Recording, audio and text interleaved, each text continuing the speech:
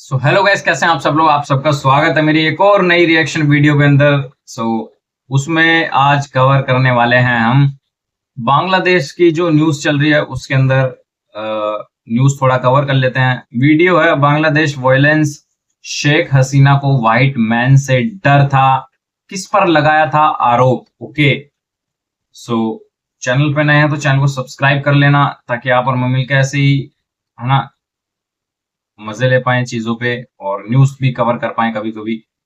या बाकी अपना चैनल तो एंटरटेनमेंट का है, बट आज मेरा मन कर रहा है न्यूज थोड़ा कवर करने का, क्योंकि बांग्लादेश का हिसाब किताब कुछ ज्यादा ही खराब हुआ पड़ा है। या लेट्स गो।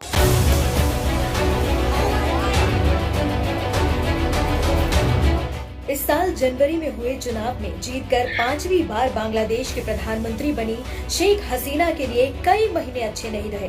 पहले चुनाव में धांधली का आरोप लगा, फिर कोटा सिस्टम को लेकर हफ्तों तक प्रदर्शन और आखिरकार शेख हसीना के इस्तीफे की मांग। प्रदर्शनकारियों के आगे शेख हसीना को झुकना ही पड़ा, इस्तीफा देना पड़ा और इसके साथ ही उन्हें अपना ही मुल्क भी छोड़ना पड़ा। वही मुल्क जहां की सत्ता में 15 साल से शेख हसीना काबिज थी।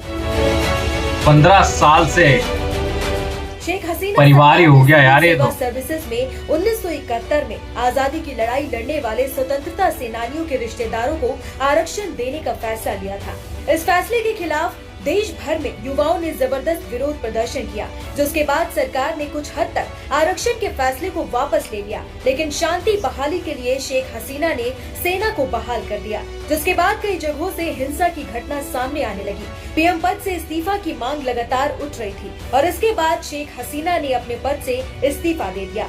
बहरहाल शेख हसीना को जिन हालातों में इस्तीफा देकर अपना मुल्क छोड़ना पड़ा है, उसके लिए अब विदेशी दखल का दावा भी किया जा रहा है। शेख हसीना के बेटे सजीव वाजेद ने इस तख्ता पलट के पीछे अमेरिका का हाथ होने का शक जाहिर किया है।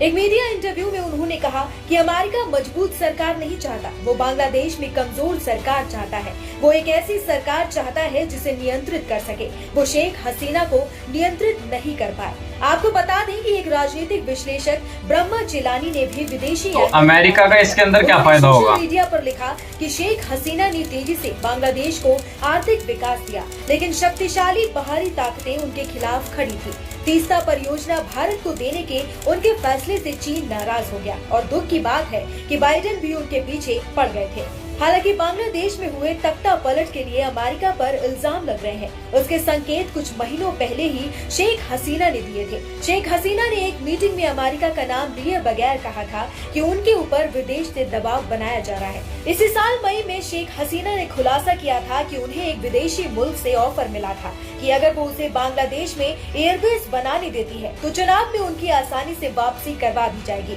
शेख हसीना ने कहा था, अगर मैं खास देश को बांग्लादेश में एयरबेस बनाने की अनुमति दे देती हूँ तो मुझे कोई परेशानी नहीं होगी। उन्होंने किसी देश का नाम नहीं लिया था, लेकिन ये कहा था कि उन्हें ये ऑफर एक व्हाइट मैन से आया था। उन्होंने उस समय कहा था कि उनकी सरकार हमेशा संकट में रहेगी, लेकिन इसकी चिंता करने की जरूरत नहीं है। जब उनसे व्हाइट मैन के बारे में पूछा गया तो उन्होंने कहा था कि मैंने उनसे साफ कह दिया है कि मैं राष्ट्रपिता बंगबंधु मुजीबुर रहमान की बेटी हूँ। हमने अपना मुक्ति संग्राम जीता है। मैं देश का कोई हिस्सा किराए पर देकर या किसी दूसरे देश को सौंपकर सत्ता में नहीं आना चाहती। शेख हसीना ने दावा किया था कि बांग्लादेश और म्यांमार के कुछ हिस्सों को तोड़कर उसे ईसाई देश बनाने की साजिश भी चल रही है। उन्होंने कहा था कि वो ईस्ट तिमोर की तरह बांग्लादेश और म्यांमार के कुछ हिस्सों को बंगाल की खाड़ी में बेस के साथ लेकर एक ईसाई देश बनाएंगे। ईस्ट तिमोर का जिक्र कर शेख हसीना ने एक तरह से अमेरिका की ओर इशारा कर दिया था। ईस्ट तिमोर 2002 में ही आजाद मुल्क बना है। यहाँ अमेरिका की अच्छी खासी मौजूदगी है। हर साल अमेरिका यहाँ लाखों डॉलर खर्च करता है। बांग्लादेश में इसी साल 7 जनवरी को आम चुनाव हुए थे। इस चुनाव का विपक्ष ने बॉयकॉट कर दिया था। इस चुनाव में शेख हसीना की पार्टी अवामी लीग ने संसद के 300 में से 224 सीटें जीती थी। इस चुनाव में महज 40% ही वोटिंग हुई थी।